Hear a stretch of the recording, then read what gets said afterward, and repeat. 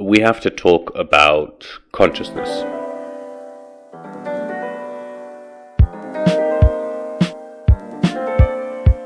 Our life is actually a midpoint between the two deaths. To use the sexual energy in order to achieve enlightenment. The three-dimensional spiral shape encoded in our DNA, in our biology. Hello everyone and welcome to yet another episode of the Discomfort-Zone podcast.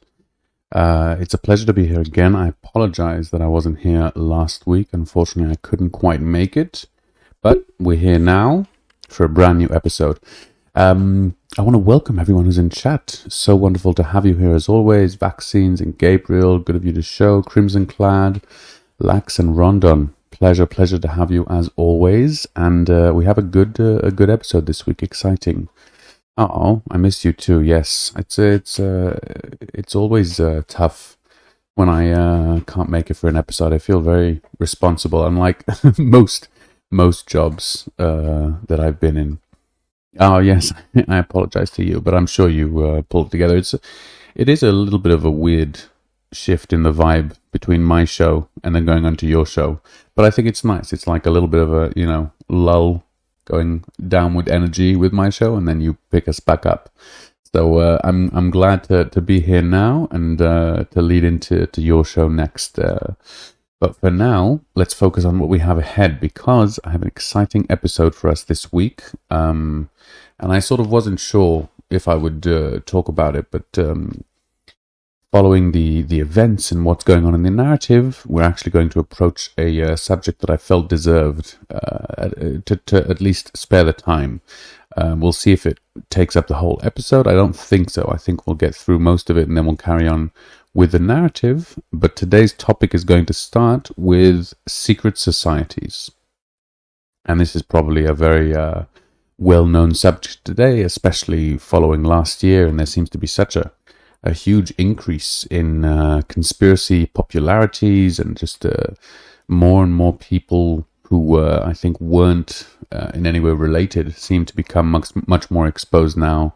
So it's a very interesting time. But nonetheless, I feel I would like to take the time to share my view on the subject of secret societies.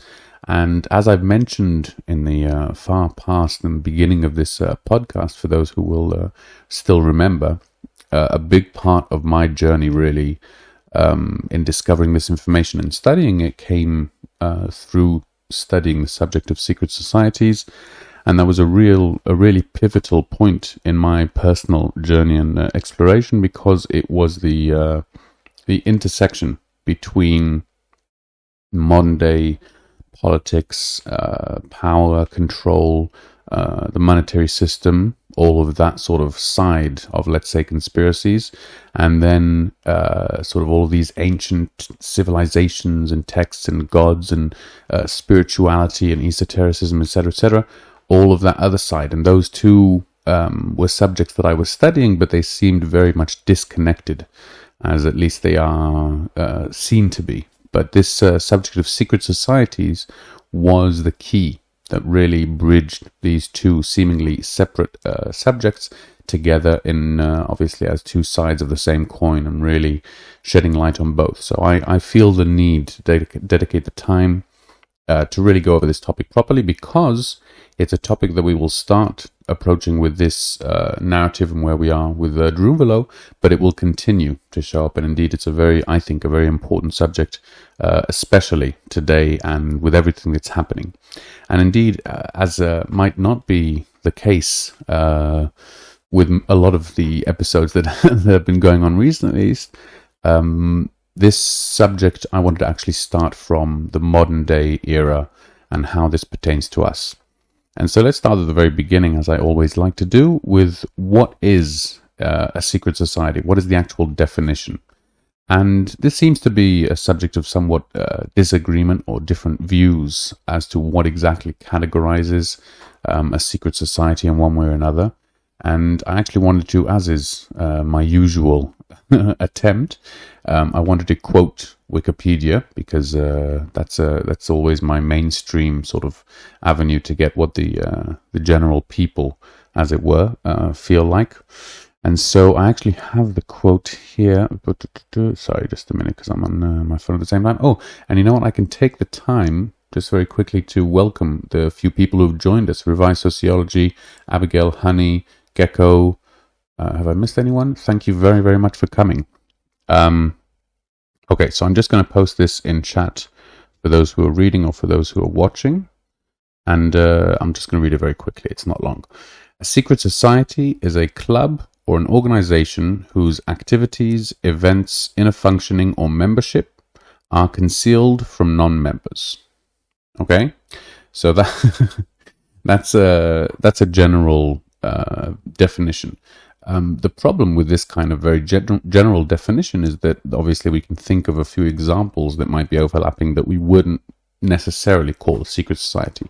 So, for example, one of the easier subjects that we can sort of groups that we can identify are all the clandestine agencies, the secret agencies for governments around the world, secret police, secret spy agencies, and obviously they answer that category of an organization that is very secretive with its operations and that non-members sort of aren't allowed to know, and you take an oath of secrecy, etc., etc.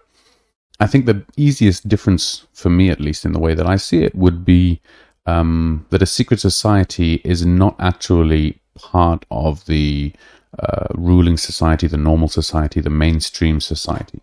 So just the fact that it's a secret part of government, indeed, a lot of branches of government, a lot of meetings that go on in government are secret, and obviously, there are a lot of things that they can't be told about to outside members, etc., etc. So I think the first line that we have to see is that a secret society is not necessarily a part of the general society in which it resides. Okay. On the other hand, we have, let's say, at the other extreme, a cult, and we would agree that usually there's sort of two different definitions here: a cult and a secret society are two different things. Yes, we're going to get to fraternities as well. Absolutely. And I think what differentiates them is a few things. Sorry about that. First of all, a cult isn't necessarily secret. So by definition, a cult can, the members can tell their family members that they're part of this cult, and they can sort of publicize it to a certain degree. But the same would be true of, let's say, the Freemasons, whose members are also sort of allowed to tell that they are part of this group, but it's what goes on inside the activities of that group. And I would say that with a cult specifically, in order for it to be a secret society, it has to have an assimilation within the society itself. And so even if the identity is not necessarily secret, meaning that the members can tell people that they're in this society, they still function as normal members of society. They still take part in it, in all of that concerns. To distinguish it from members of a cult who are normally sort of told to sort of sever their ties to the outside world and adopt the society that they're creating in the cult in place of the larger society outside. I can see a lot of things in chat here. Let me just have a quick look. Yeah. A cult really means obfuscated or cryptic, not so much hidden. Interesting. I actually thought that a cult was sort of, the definition was hidden, but you mean cryptic more so. That's an interesting point. Yeah. So, if that's the case, what makes a secret society separate from all of the other sort of things that it could be? And in my mind, at least in my definition, there has to be something in the agenda of the secret society that goes against the society at large to a certain degree. And so there has to be a reason, one way or another, for this secrecy to protect the knowledge, etc., etc. And usually throughout history, we can see that these secret societies were really acting in some way that was against the society around them, or in some way that was considered evil or malevolent in some way. And so if we look at that definition, we could involve certain other groups as in resistance of some kind to let's say a fascist dictatorship of one kind or another throughout history. And so that would be a group of people who are meeting in secret, who are acting against the society around them. But I would say the biggest difference would be that group is primarily political. And indeed, it's not very spiritual or ritualistic in any way. And so that would probably be the final sort of defining characteristic of a secret society, that it is in some way spiritual, pertaining to spiritual knowledge of one kind or another, sort of in some way holding this secret information that is, a higher level information or sacred information in one way or another. And so with that, we sort of have a general understanding of what I mean when I say secret societies. Obviously, this is not a general definition, but it's the way that I view it in relation to other groups that could be in secret that wouldn't account to be wouldn't be defined as secret societies. So, why is this all important? What does this have to do with us? Well, today we're in a very interesting period, I think, in human history, and that is that it's the time with the least amount of secrecy and indeed privacy, and sort of there's the most amount of transparency, at least among the individuals, let's say among the people, the civilians. Obviously, throughout history, governments and people who were in control in general always preferred their activities to be secret and not known, and it's much easier to get things done when nobody's scrutinizing you. But in that sense, the governments today, we can clearly see that are still very much preferring secretive and black ops than actually revealing too much information. But in terms of the individual, you and I and the general people, this is definitely the period of time when we share the most amount of personal and intimate information online, and in a way that, although we don't always consider or not always aware of, is actually very much exposed. And if in certain, dictatorships or regimes, they would be able to target someone and to look up their history and their files and go through their rubbish, etc. In today's age, it's actually not specific, but there is a blanket sort of coverage of everyone, and anyone who uses the internet in any way has some kind of information that's stored about them. So in that sense, our understanding and our views of a secret society will be very, very different than what it was, say, 1,000 or 2,000 years ago, when you really could, sneak around at night and not get caught, and pass secret messages, cryptic messages, and this whole notion that seems very, very far from us today would have been much more possible, because literally people knew a lot less, and obviously with the technologies, etc., it was a world where there was much, much less information available in general. In today's world, we are obviously in the age of information, so it's a very different picture. But it's interesting to think that even today, in this age of information, there are most definitely secret societies. And obviously that's a little bit of a paradox to say that a secret society can be known or famous. But nevertheless, most, I think, secret societies sort of are known to a certain degree, and the secrets are more what goes on behind closed doors.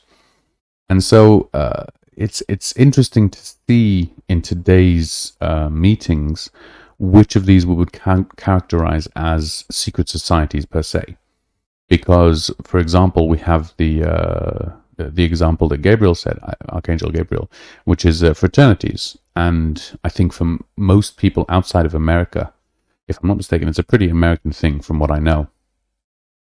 Think of fraternities mostly as sort of parties and getting drunk, etc., etc. But statistically speaking, it's interesting to see just how many successful, powerful, famous people pass through these very narrow pathways that lead through certain fraternities in certain academic institutes that sort of, throughout the years have been both very secretive as to their doings, and the people who pass through them swear an oath of secrecy and, have rituals and really answer to a lot of, if not all, the definitions that we gave for a secret society. So even today, in this modern age, we still have this kind of thing that's able to go on. And another, perhaps more important example could be certain meetings, and I'm not going to go through a whole list of, different conspiracy theories, etc., but we'll just give the one that I always give. The Bilderberg Group is a group of very powerful, very influential people from around the world, from all different different areas of work, whether it's royalty, the monarchies, or business people, or influential leaders in one way or another, all meet and have a secret meeting, which is known about, but the contents are secret, and sort of plan on different things of how they plan to implement their agenda and what will best serve them in one way or another. And so I think, although this can be slightly more political and this can be slightly more modern in the sense that it's not meeting in caverns and, behind closed doors at night with hoods, but it's meeting around, business tables in suits with, I don't know what goes on in those meetings, but probably, some sort of food and beverage. But nonetheless, I think a lot of the definitions that we had for a secret society, especially when it's powerful people that have a lot of ability and a lot of control to put behind it, in my mind, that strikes a lot of resemblance to secret societies that we identify with in the past. And so today, I don't know how familiar people are with these certain groups, and we mentioned the Freemasons, who are probably the most famous group that most people know about. But I do think that if you are sort of skeptical or have never heard of this or interested, go check online. There's a lot of resources about modern day active secret societies. At the same time, there is also definitely a sort of not dispersing secret societies, but a lot of societies that used to be secret are now, open and have changed their position because of the tolerance today in a lot of places, and because they no longer had to sort of hide from the mainstream society behind them because they're accepted. An example of this, in case I'm sort of too obscure, might be the Wiccans, who, as history has shown, were definitely a persecuted group for reasons or not. But as time changed and sort of society in general evolved, this group that had to meet in secret, that had to be, hide their identities, became an accepted group. I'm pretty sure it's an accepted faith today, in the US at least, and the members are no longer need to be a secret society. Satanists as well. Freemasons, I'm not sure about the category, because it's interesting. Obviously, it's a very well known, but the Freemasons still are somewhat exclusive. I'm pretty sure you can only be referred by a Freemason. Their rituals are still very secretive, unlike the Wiccans or even the Satanists, really.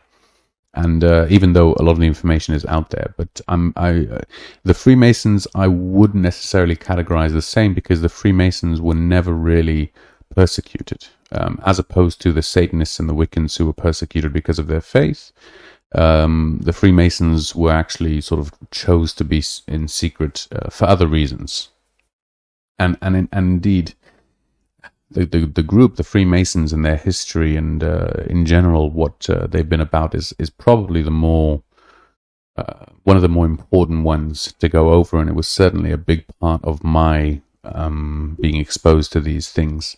So I think we'll share a few words about the Freemasons, because I don't know what people have heard or what not, and it's always a bit of a confusing one, because most people I've found, or a lot of people, sort of know someone who is part of the Freemasons, and indeed there are sort of, interviews with Freemasons, and it's a relatively more open and accepted thing.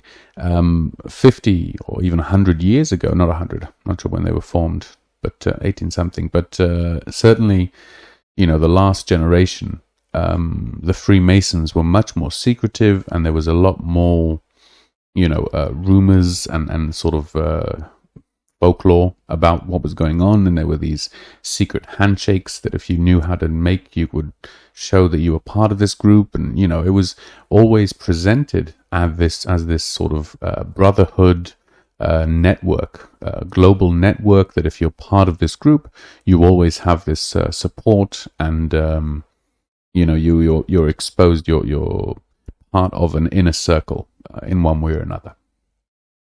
In today's age, from what I understand, and I've actually never been to a Freemasons, welcoming, whatever it is. I've been I've been invited, but I never really found the time to go.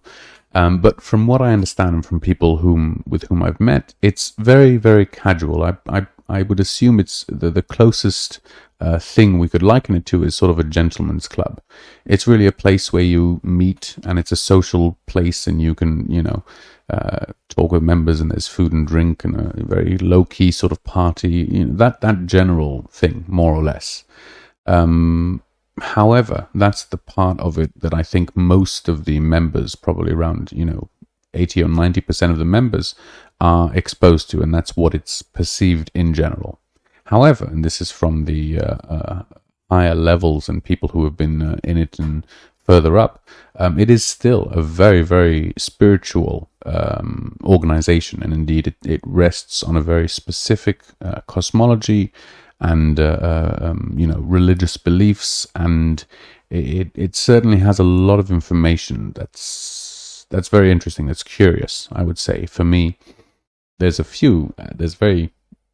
lot of books that have been written about the spirituality, and indeed the information that the Freemasons hold is not in any way unique to the Freemasons, as we've been over with a lot of esotericism. There's a lot of overlap, a lot of things most spiritual teachings agree on to one extent or another.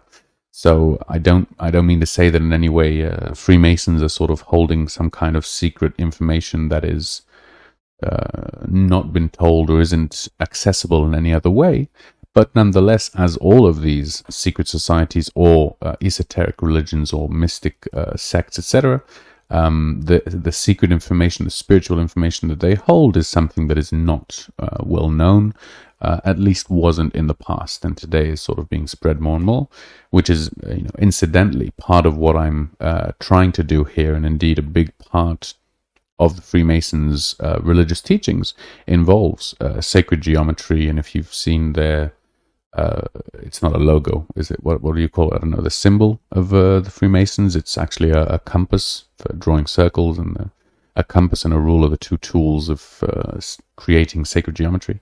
Anyway, my point is that the information that they hold is indeed partly similar and the same as the information that we're going over in Drunvalo's book, and indeed a lot of other things as well.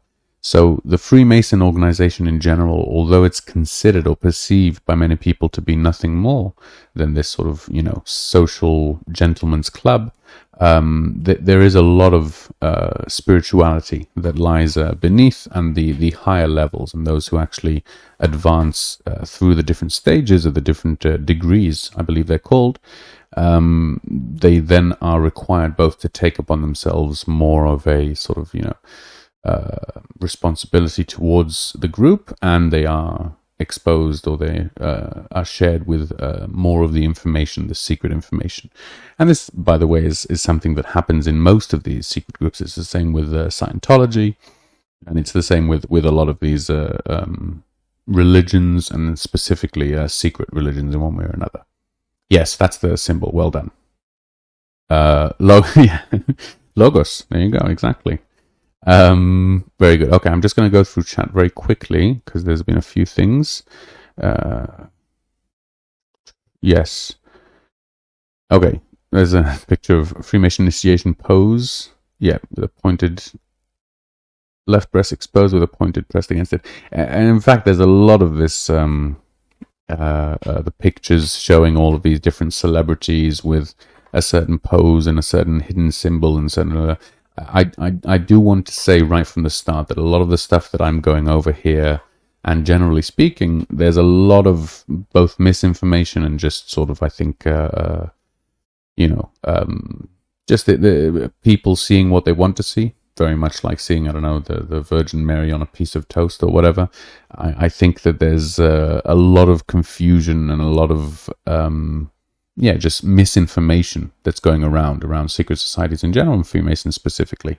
So I do want to try and, keep what I'm saying to the things that I'm more certain of than others. We'll just put it at that.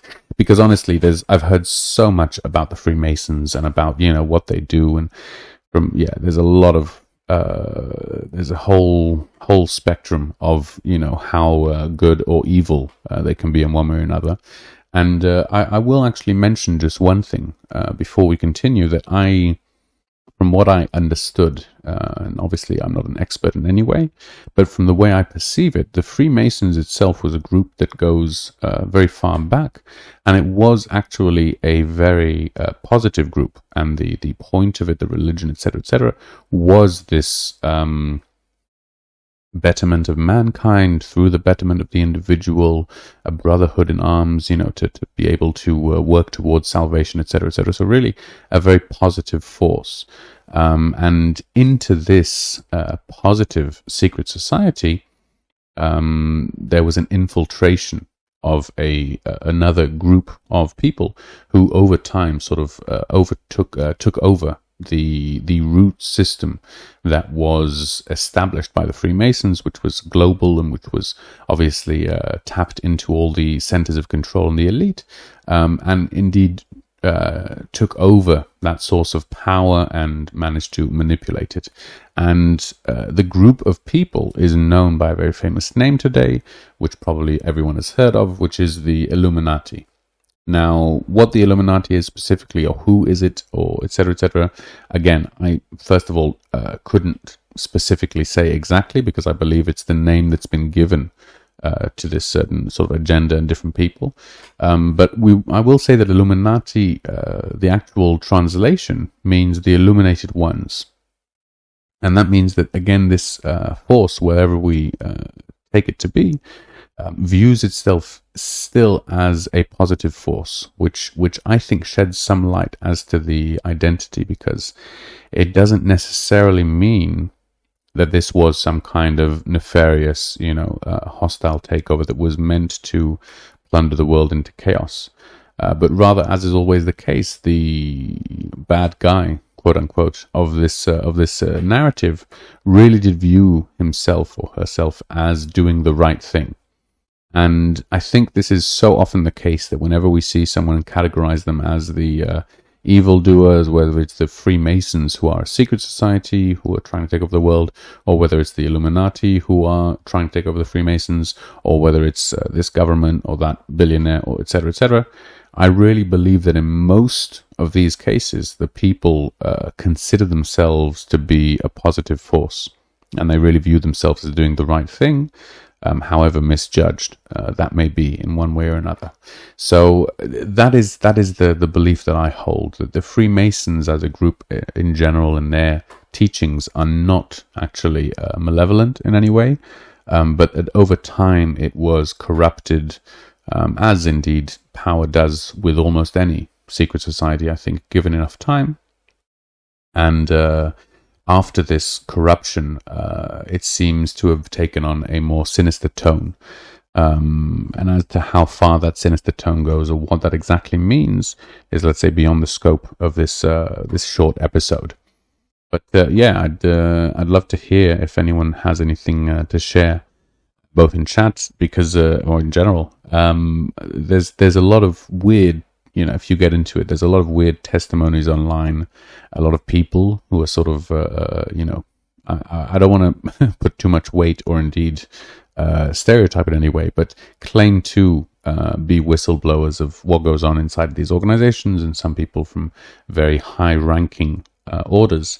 And it's interesting. It's interesting to watch one way or another. At least it was interesting to me. So let's move on from the Illuminati. The Freemasons are indeed a group that still goes on today, but they are a group that has a long line of history. And when exactly the Illuminati infiltrated is definitely debatable. The terms that I've heard of most of all were around sort of the 17th century, more or less. And what became the Freemasons, it sort of had also a different split-off groups and different names throughout history.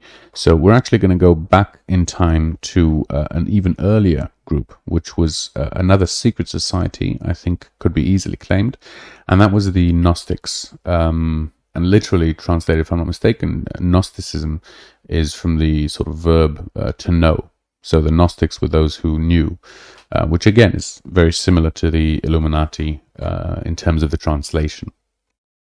But the Gnostics were a group who were actually persecuted by the Christians in the time, and that's why they had to be secret. They had their sort of meetings, and their organization was very cryptic and was always held in sort of codes, and they had a lot of this the symbols that were used to sort of convey secret information from one to the other.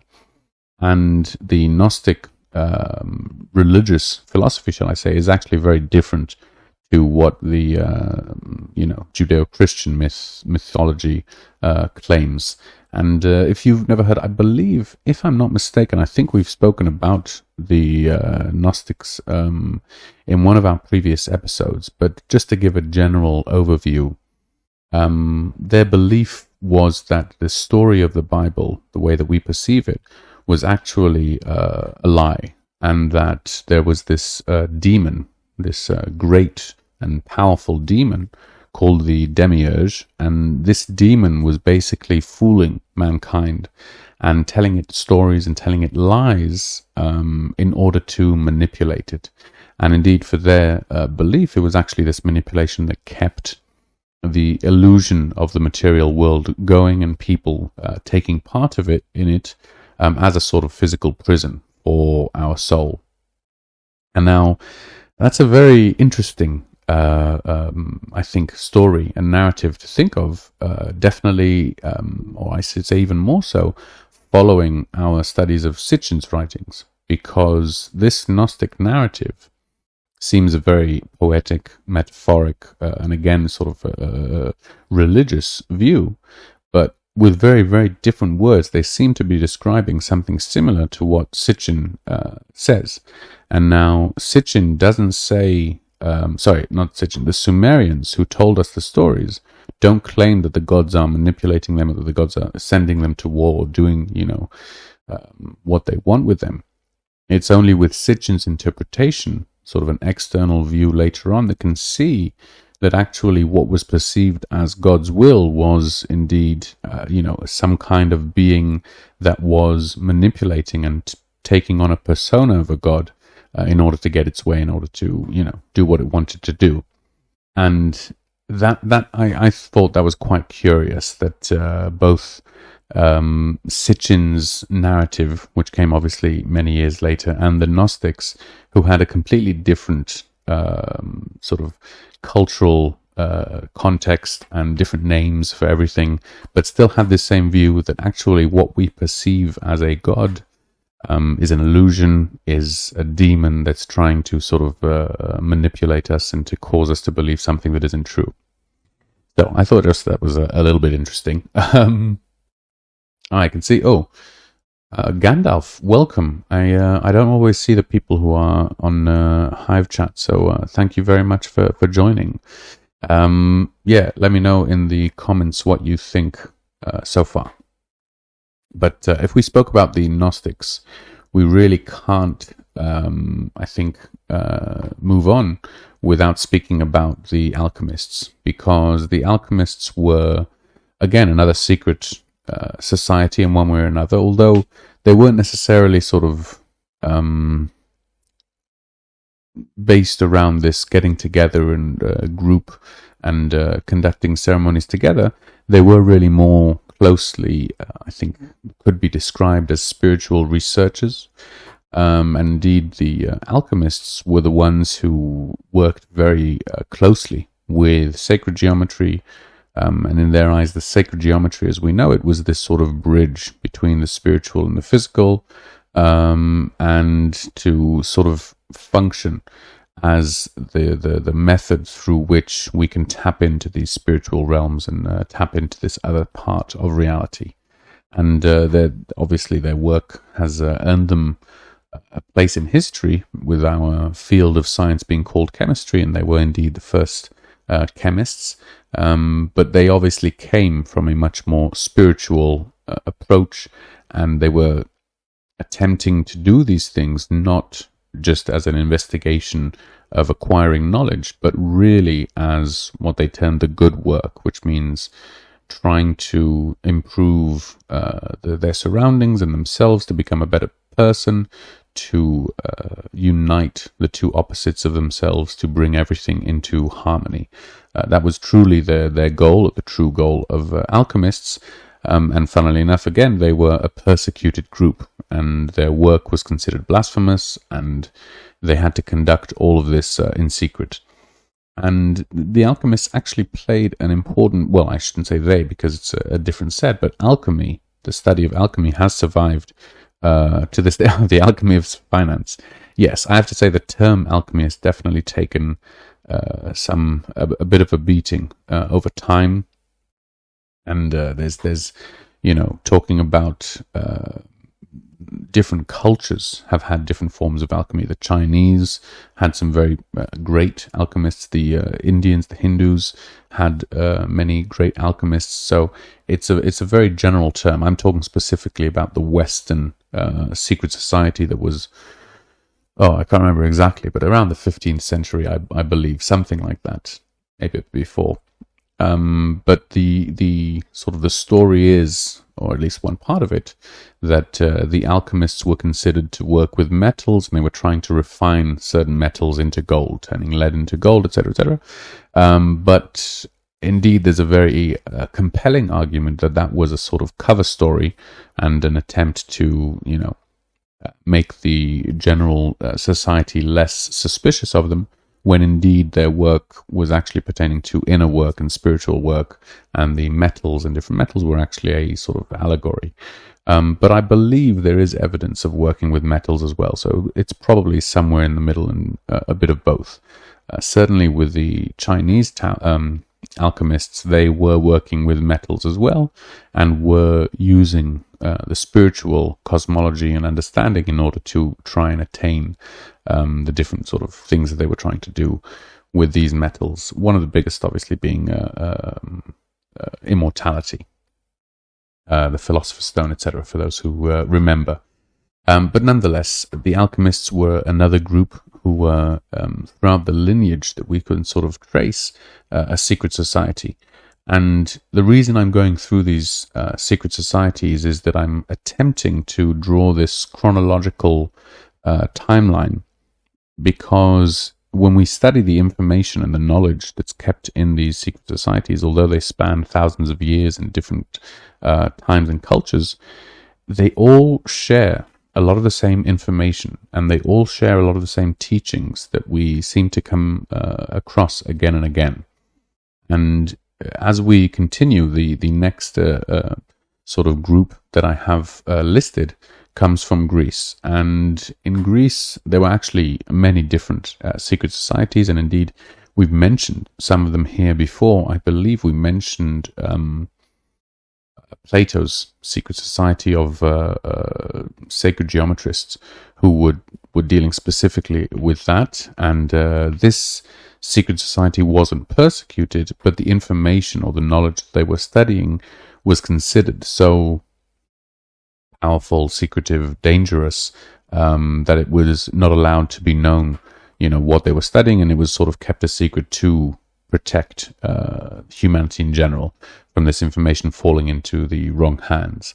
And that's indeed something that Drunvalo mentions in his book as well.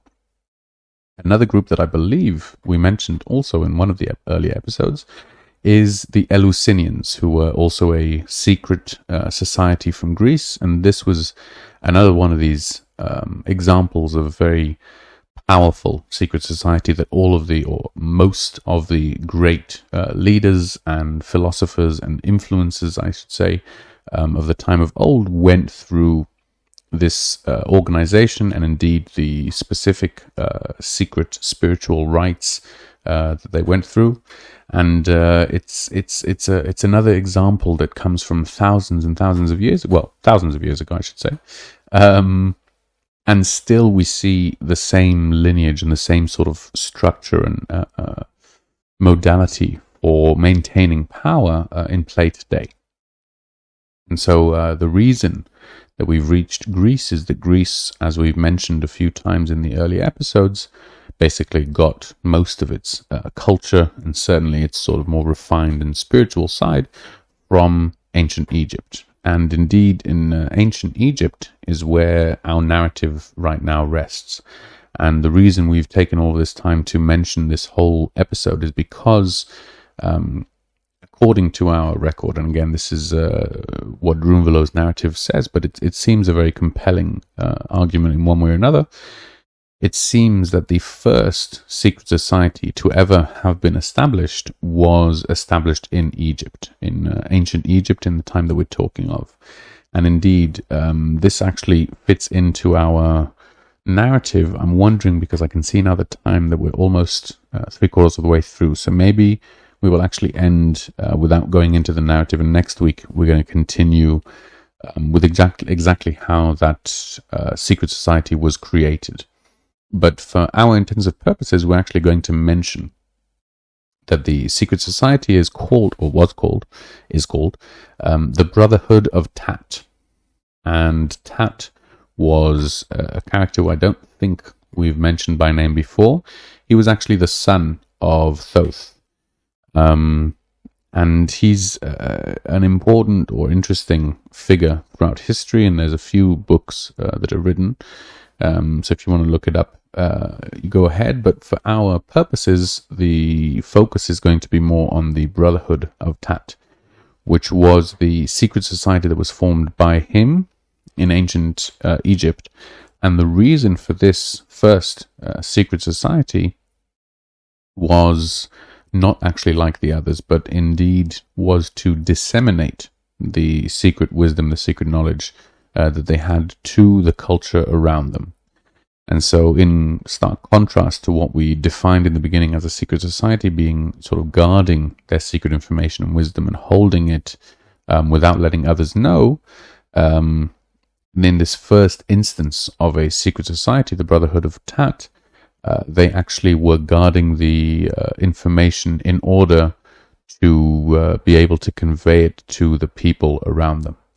And so it's just an interesting sort of contrast between these two of how it changes throughout. And it's interesting to look at the other end of the spectrum, where a lot of the information that these secret societies held throughout the world, whether it's in Tibet, whether it's in China, North America, Europe, etc., though a lot of the information was kept secret and concealed within the Gnostic beliefs, or the alchemists, or throughout the ages as these groups were persecuted and a lot of the information was attempted to be destroyed, a lot of these secret societies were considered the holders, the keepers of this information. And it seems, according to a lot of texts, beliefs, certain views that people hold, that those secrets were held in wait for a time when humanity would be ready for them to be exposed, for them to be understood.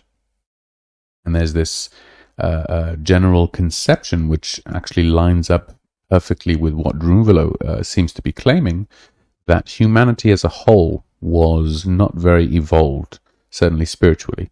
And I think looking back from where we are today, we can see, if we measure things like empathy, emotional intelligence, the gender equality, etc., etc. All of these different facets throughout history were in a much, much less evolved state than they are today, at least seemingly, generally speaking.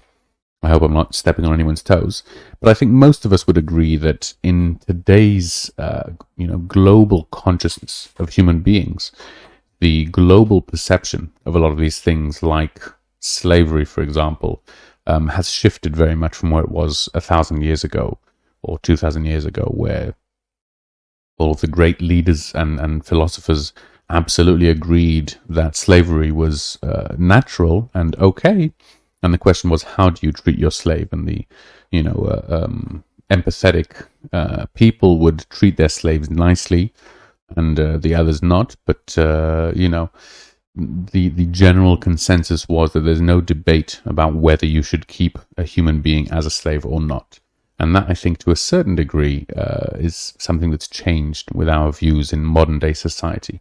So it seems to fit, as a lot of these people claim, that this information about our spiritual origins or our, destiny or purpose in this life, our abilities as humans to evolve, to care for others, to nurture the earth, all of these sort of secret teachings might have been kept because they would have been wasted in one way or another on a human consciousness, a global consciousness that was not yet evolved enough to understand and to accept them as the spiritual teachings that they are.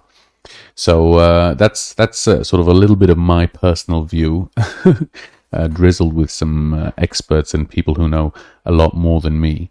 But I think for our society today and for our modern day era, and much more so in this very bizarre and unique period of time in the world, with this global pandemic, recession, and governments' shift in their attitude towards civilians, I think it's important for us to take notice of what is kept secret, what is made public, and where we want the things to go and the power to shift and the changes to come. How do we want to manage, our secrets and the secrets of those who are in power? And obviously, talking like this, it sounds like I'm in a rally somewhere and we're all going to get band together and go and demand our civil rights. We're all at home. We're all listening to this in a very calm and relaxed era. So I'm not trying to goad anyone to leave the door. But I do think that just knowledge is in itself quite powerful and empowering, can be empowering. And in this time where literally knowledge is at all of our fingertips, if not, just asking our phone literally to look up things, it seems more than ever important for us to get to know the structure of the world, the power structures of the world, the different things that are going on. Hang on, I can see the Gecko has written Operation Gladio. I'm not sure what... I've never heard of Operation Gladio, if you'd care to enlighten me. Oh, Hogview Cinema, great to see you. I didn't notice you were here. Welcome. Oh, thank you very much. You're too kind. Yeah, what is Operation Gladio? I'll have to look it up afterwards. But basically, wow, yeah, okay, that's the... we're coming up to the end of the hour. So just to wrap things up, I hope this was interesting to most of you, and at least in some way new information that you hadn't maybe thought of. And I don't mean to, as can sometimes come across, instill fear in the thought that there are shady meetings going on. I mean, we all know there are shady meetings going on all the time. We've seen politicians on the news. I think we're all to a certain degree aware and even accepting of the fact that there are, powerful people who are meeting in secret, who are shaping our lives without us knowing about it. When I mentioned this to someone, the argument was that this is necessary in order for these institutions to function. And so, secret can avoid mass panic. So if you've got some kind of information that you're worried, how the public will react, then it's good that we have keepers of information that can guard us from, entering into this state of chaos. And I personally don't really buy into that too much, because I think that it's the risk of that power deciding what people get to know and what they don't. The risk of it being abused is much, much higher than the risk of people being exposed to information that will completely, land them in upheaval. But then again, I'm all for UFO, what do you call it? When they finally uncover it and share what's hidden information. Gosh, what do you call it? When you ask for the government to expose the information. I can't remember the word. But anyway, I think that all of the information that's secret, especially from, the past that the governments have, should be shown to the people. And I think most of that information will probably be quite incriminating to those who are in power, which might tell us why they are hesitant to share the information. But as is the case, and it's something that's going on now as well, that surveillance and surveillance of people growing, and the willingness of people to sign over, and all of these big tech companies basically spying on everyone, etc., etc., etc. I don't necessarily think that secrets are important, or even I'll go so far as to say that possibly privacy in general might be a thing of the past. I think that with absolute truth and honesty, we shouldn't necessarily have any secrets. Most secrets come either in an attempt to protect someone else or to protect ourselves, but often we misjudge and we keep things a secret when actually bringing them up into the open might be even better. So I have no problem with general, transparency. The problem really arises when it's one way, when the people are giving up their privacy, but the, governments or agencies or the general people in power are not as transparent. And that's where this is inequality can start showing, and that's where the problem and the risk of corruption really grows. So that's really the point that I'm trying to make, and the way that I feel about these secret societies that are meeting today, these Bilderberg meetings, or the the World Economic Forum and all of their agenda, etc., etc. Although I'm not sure they're that secret about it, but I really think that if these people want to sort of meet and decide all these things, then the least that can be expected is to share the information, at least with someone outside, even if it's not globally with everyone, but have some kind of impartial side that can actually look over and just make sure that they're not screwing over everyone too badly. That seems a good idea to me. But anyway, I'm rambling now. That's it for this episode. I hope you enjoyed it. I hope it was enlightening in some way. Oh, I can see a few people also in chat. Wow, this is such an active chat for our episodes. Oh gosh, okay. I'm going to go through just some of these and see NASA and very good. Interesting. In Hebrew, to deceive. Where's the... Oh, I can't see. Hang on. Nasa. I actually know it more as to carry, but interesting. I'll have to look up a different definition for that one. Daniel Ganser. I'm pretty sure I've heard this speech, but I can't remember it now. So thank you very much for sharing it. If you'd like, in the comments. Oh, actually, no, there isn't a link. Yes, there is a link, so you can actually see it on the podcast as well, probably. And Archangel Gabriel. I can't actually read that. I'm sorry, it's a little too small. People love a good secret. Yes, definitely. I mean, here's my view, and this is really where I'm coming from. I'm in a loving relationship with my wife. We've been together for quite some time, and over the last period, especially since we've moved to Portugal, our relationship has definitely evolved. And I do mean for the better. But nonetheless, I think we become much, much more open and honest with each other. And that's a real difficult thing to do. Emotionally, really and truly, the biggest obstacle that I have to being honest is my ego. And, especially if I know that I've done something wrong, if I know that I'm mistaken or whatever it is, it takes so much willpower to confess and to, honestly and vulnerably talk about yourself and about why you do the things you do, and the fact that it's a mistake, etc., etc.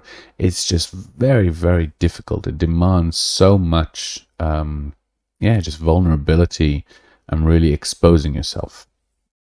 And secrets, secrets and lies, I should say, together really do guard us away. If nobody knows, it's much, much easier. And if we're hiding something from the others, then we don't have to expose that part.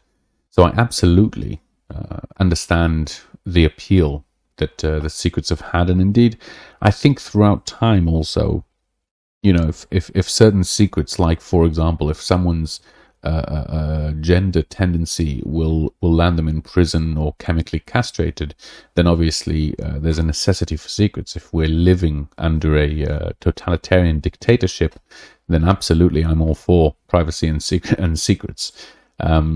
But I'm talking about in a healthy and safe environment, in a place where really the worst that will happen is that, people will laugh at you or people will shun you in one way or another. But I think that honesty and openness are going to be a cure for a lot of the hardships and difficulties that we've experienced throughout history with humanity in general.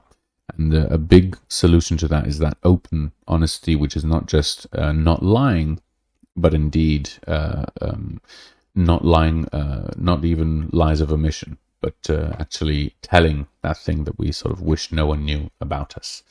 And it's actually very therapeutic in my experience. I think when I've held on to secrets, finally sort of coming to terms with telling them often can feel very liberating, because suddenly this thing that had power over you, what if someone finds out, is no longer there. You've taken charge, and now it's sort of, you feel freer, I should say. Yes, but that's my views, obviously. And I know that it's also pretty radical. I know that privacy is a very important thing to some, and even sort of democratically speaking, to prevent the government or people in power from knowing too much about you is very important as well. So it's an interesting issue, generally speaking. Right. Oh, but for those who are listening, who are here live for the show, I will let you know that we have Post up next. Right, he's now gone to set everything up, if I'm not mistaken. Avian Fluminati, that's good. I like that. Yes, stay tuned. If you don't know, Post Up is a show where you can share your posts and get more views, basically, and get more exposure through this wonderful platform. So I recommend to all of you to stay tuned. It's also a much more upbeat, I should say, show than my slow, drone over the last hour. So, yeah.